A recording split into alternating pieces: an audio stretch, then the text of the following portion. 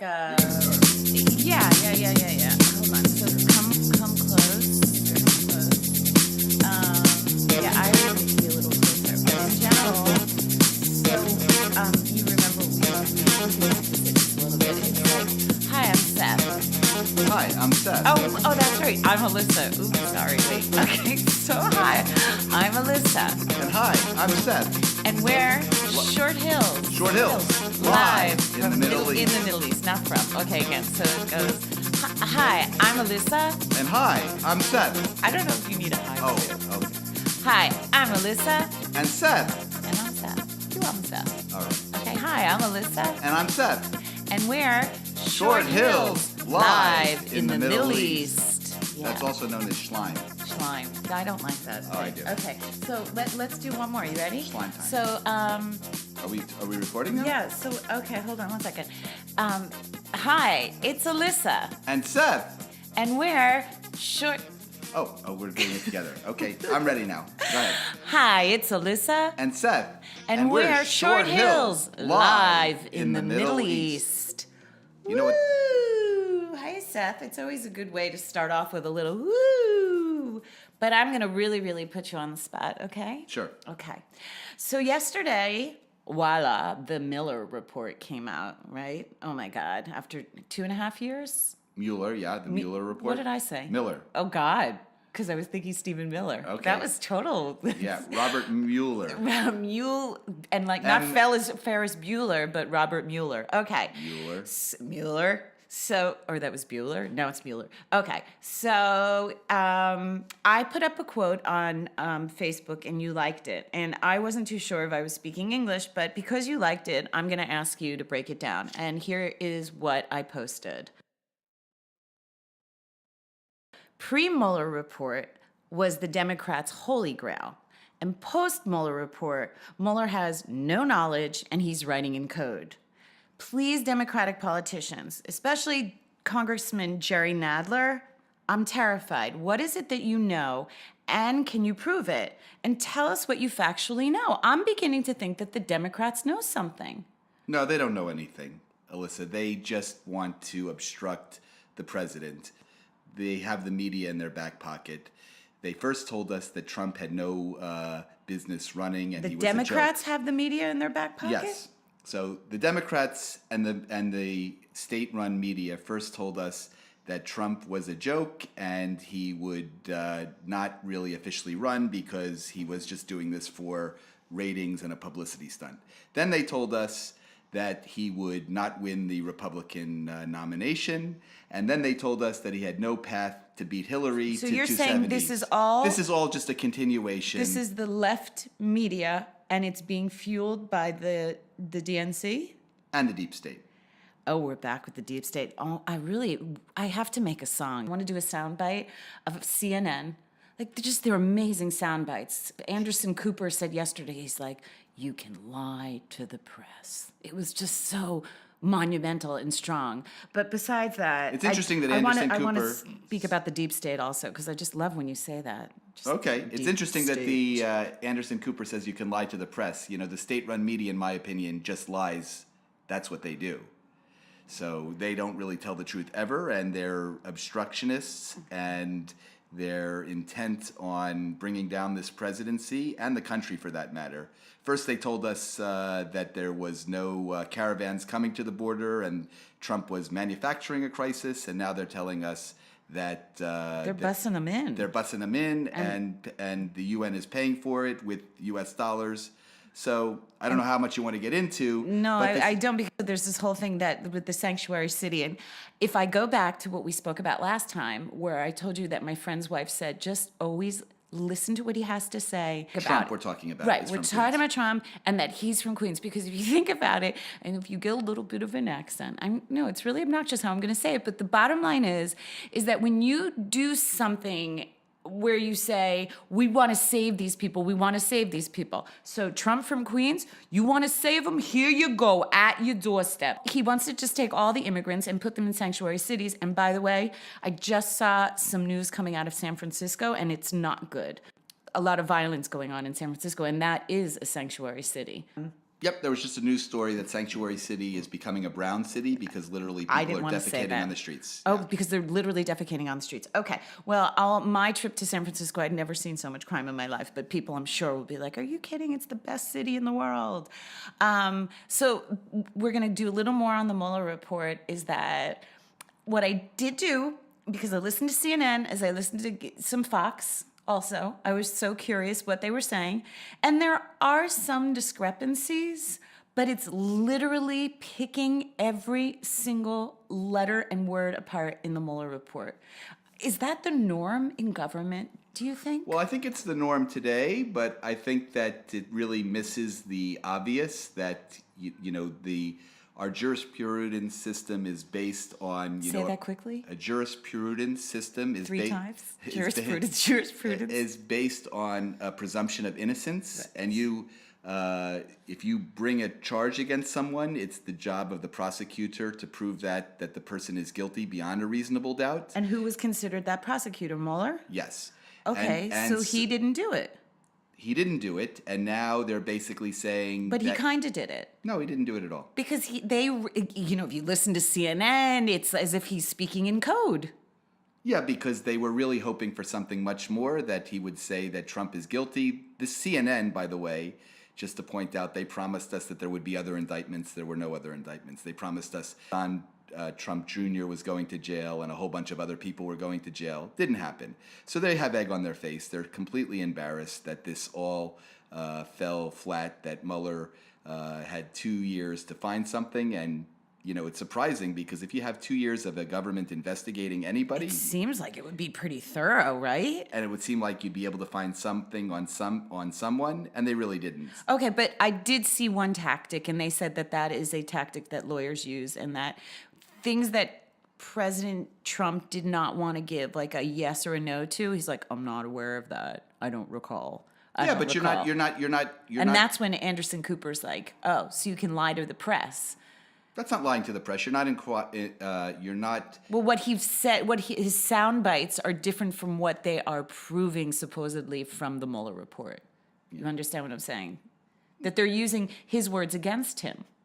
The Mueller report is really a nothing burger, and the press has egg on their face because they promised that it was going to be a big story, and now they have to continue with it. And they're not going to let it go, but I don't think that this really helps them. I mean, Trump really came up, they didn't have anything on him. It's murky. No, it's not even murky. It's murky. Not even murky at all.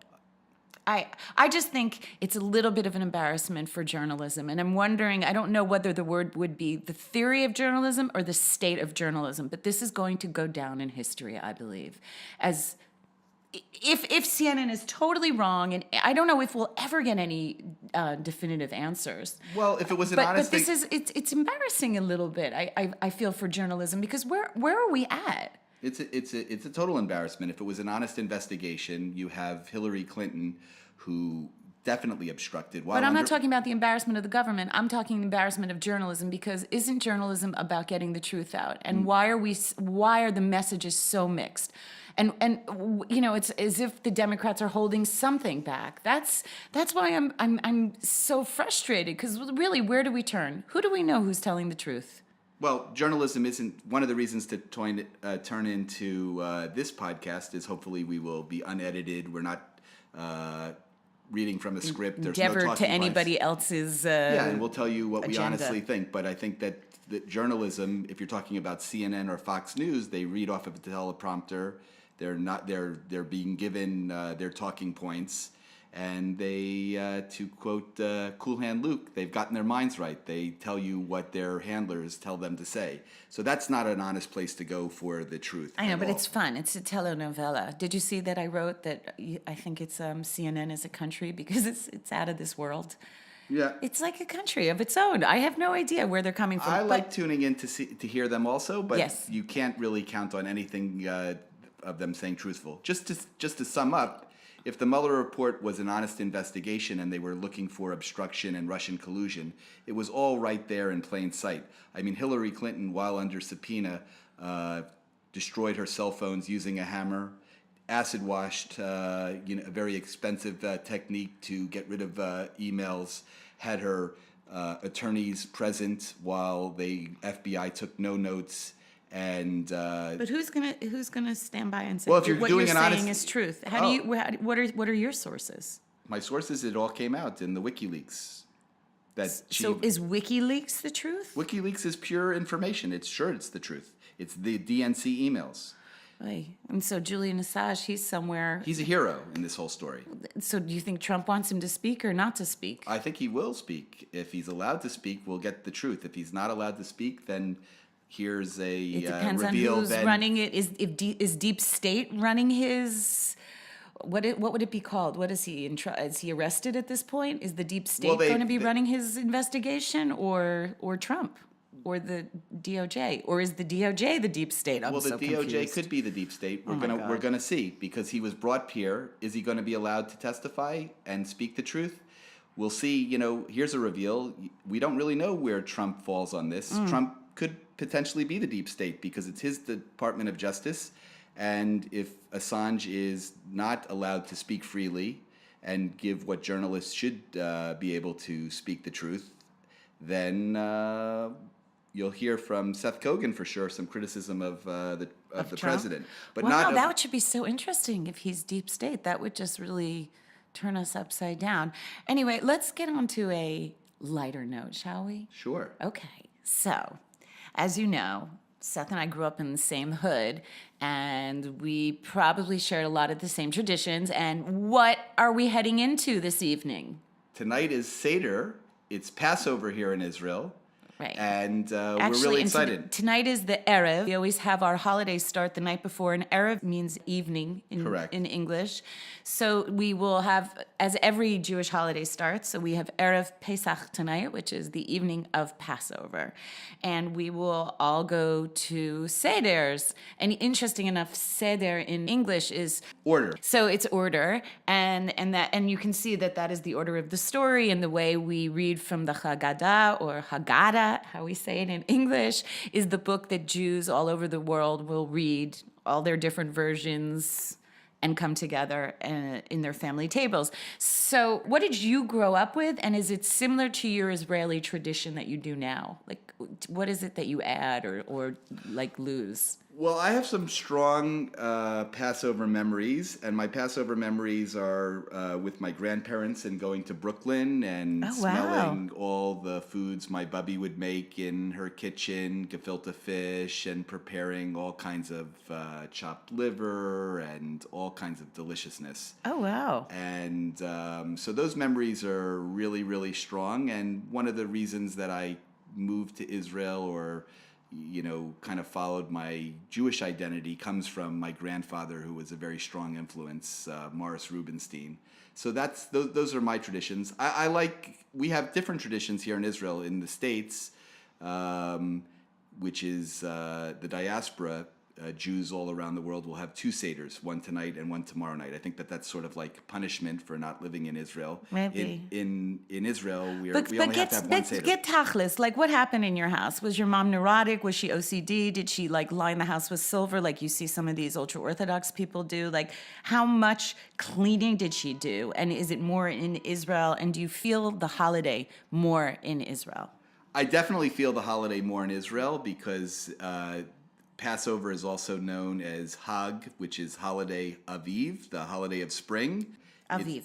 Aviv. Mm-hmm. And the exodus that happened, you can really feel what the people were experiencing because we're in the Middle East. Depending on where you're living outside of Israel, I don't know that you experience it as much. Mm-hmm. I really feel all the holidays and the calendar, you really feel it here in That the is States. so interesting. I once told my dad, I'm like, it is so weird with the weather that if you are reading from the Bible, you can actually feel the same weather actually happening. Correct. Right? Like, so the weather is really timely to what you're reading in the Bible. It's hard to negate that truth, but this is what came to mind, and tell me what you think. When you can smell and taste rain in the air? Yep. Okay, so for me, a holiday in Israel is so similar. I taste it and I smell it in the air. And you can physically feel the holiday. Like, I have no family here, so it's not the easiest thing in the world. But, you know, you feel it. You walk into the supermarkets, it's like a toga party. Everything's all wrapped up, and it says chametz. And chametz is, you do the Jewish part. So chametz is the leavened bread, where as Jews were commanded because we had to rush out of Egypt. God saved us with a strong arm, and Meaning we didn't have time to let the bread rise, and we ran. We ran with the bread, and so now the bread is flat. that's right, and that's Right. called matzah. Right. And so chametz is what we're not supposed to eat during 8 days? The 8 days. 8 days. But there's different traditions. So I want to tell you a little bit about how I grew up. So my mom, really super clean, and really, I give her a lot of credit because that was insane. But I saw, when I used to be close to a lot of religious families, like the kids, they go through the sock drawer, the underwear drawer. I mean, really thorough cleaning. It's fascinating. What else do I remember growing up? I remember Joya jellies. Okay. I remember Joya jellies. I remember those awful coconut marshmallows, Manischewitz. We all got to sell the Manischewitz, and we don't have those kind of candies here. And I kind of miss them. Those jellies. Right. Remember the fruit slices? Yeah. I remember those. Right. We had those, but we don't really get that here. no, in Israel they have really everything today. I think the holiday, in terms of what you're eating, is really everything is made for Passover here. Very convenient. I do have one strong memory of growing up in Short Hills, and my family, we celebrated the holiday and we observed not eating bread. But I would go like to Little League games, and everybody else would be, you know, eating whatever they wanted, and I had to like just sit there and eat my matzah, and it was like. Well, Patrice will make you laugh because the Easter Bunny became big to Patrice's house. And she used to say, "Come on over." And she'd sit there with a big bag of candy, and I'd just look at it. And she's like, "Come on, we're going to eat candy for Easter." I'm like, "It's not kosher for Passover." I was such a trained kid. But I'm going to tell you something. Since Aliyah, there is something I did take on, and that's called rice. You can marry rice, you can make aliyah and get rice. And actually, there was a big rabbi here that said, listen, I think in Israel, everyone should be allowed to eat rice because we have many different thoughts on how to keep kosher for Passover. Seth can talk a little bit without getting too detailed into kitniot, but the bottom line is you want to hang out with Mizrachis on Pesach because Ashkenazis have nothing to eat. And so I do eat rice. I'm sure Seth does not. Nope, I'm going to shock you. You're eating rice this year? I've eaten rice since I've come here. So Okay, so when you make aliyah, you get to eat rice, or you can marry into rice. Can I just tell our audience a little bit about that so that they can understand it a little bit? Yeah, eating rice means? Well, yeah, because there's two. And hummus. So there's Jews from European countries. Ashkenaz literally means Germany, and I think Ashkenazi. and Alyssa and I are Ashkenaz Jews. Ashkenazi. And another thing that people don't necessarily know about living in Israel, Israel's really a brown place, which there are a lot of Sephardi Jews. Those are Jews that come from the Levant or Syria and brown places. And Israel has What does that mean? I don't know if I like you calling them brown people. Well, it's just. Would they be Arab descent? Is that what you're trying to say? I don't mean to put you on the spot, but I'm just like, I'm getting a little uncomfortable with you using that terminology. And we got to always be careful because we don't know who we're offending nowadays. But I'm an equal opportunity offender, and I make these observations, and it's not a pejorative. There are white Jews, there are brown Jews, Jews come in all different types of colors, and it's all good. So I mean, that's it's true just, but a brown Jew that's from Yemen is the same as a brown Jew from Morocco or a brown Jew from Ethiopia. No, they're different, and there's different subtleties about that. But the overall category there are brown Jews and there are lighter skinned Jews. Okay, I'm getting off this topic. I'm very uncomfortable with that. I'm not uncomfortable. But Israel's definitely a brown place, which is a good thing. It's because there's a lot of sun. Yeah. Yeah. Okay. And we were all brown before we moved to these other. So the bottom line, if you're Mizrahi or Ashkenazi, I wonder if Ethiopians have their own Haggadah. They have their own Haggadah. Wow. And that's a whole different story. Yeah, that's so interesting. Mm-hmm. Wow. All right. Well, I don't know. ever since I heard Miss Siegel, she was a substitute teacher in my Hebrew school class on Tuesdays and Thursdays and every other Saturday. Where did you go to Hebrew school? Temple Beth Shalom in Livingston. Oh, that's where Which was Lainey like- and I got married. Oh, really? Yeah, we didn't. I went to B'nai Israel in Milburn. Okay, yeah. So those were a little more religious. It wasn't Orthodox. It was like conservative. Did you go to Hebrew school? Wait, let me just explain that the bottom line is I'll never forget Miss Siegel got up and she did a sermon and she said that she hates Pesach, she hates Passover. And this stuck with me. And I'm like, you cannot hate a Jewish holiday. And I have to tell you something. I don't look forward to this holiday, but since I am plant-based, I don't really have anything to lose. And I don't really like matzah, but I am going to make some brownies. Just a shout out, like, who did you go to Hebrew school with from town? Nobody. I was alone. My mother took us out of Short Hills because there was no real synagogue. I think it was the only one was in Milburn, and that was the more Orthodox one that you went to. Because didn't I go to your bar mitzvah? Yeah, I'm sure you did.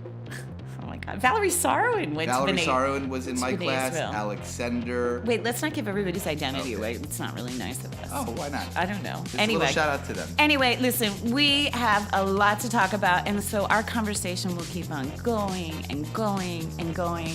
I think both Seth and I, you want to wish them a little Chag Sameach? I want to wish everybody, both here and in Short Hills and our extended family, And now happy- everybody in Short Hills is all over the world. I think all of our friends are all over the place. Yeah, we have audience all over now, but since it is Short Hills Live in the Middle East, we Yeah, have to but give also a special let's shout out. and happy Easter. Seth just took this lovely family all through all the Christian religious sites here in Israel. It's amazing, and just everybody needs to come and visit because it's really the center and the beating heart of all religions. Yeah, this is, it doesn't always, the Christian calendar and the Jewish calendar don't always coincide, but this year is really fantastic because it is Seder and Passover tonight. And Which is Good Friday. Today's Good Friday. that's correct. We're so schooled in this. Right, Yeah. and Sunday will be Easter Sunday. So we are wishing, everybody Happy holidays and Chag Sameach. Chag Sameach. Chag Sameach. Lululu. Pesach Sameach. And kosher, do we say have a kosher Pesach? You can say that. We say like have a kosher Passover and, I don't know, no bread. Peace out, everybody. Enjoy. Love from the Middle East. Love from the Middle East.